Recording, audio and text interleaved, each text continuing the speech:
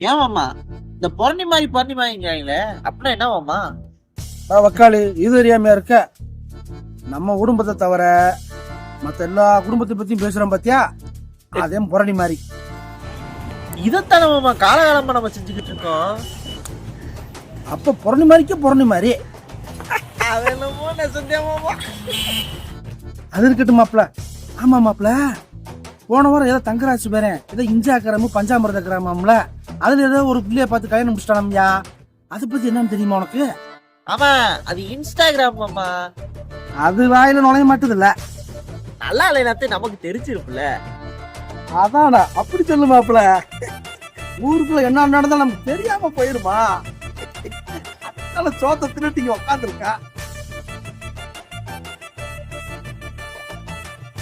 இந்த ஊர் பொருள் எல்லாம் பேசலன்னு வைய, அன்னைக்கு பொழுதே போக மாட்டுது.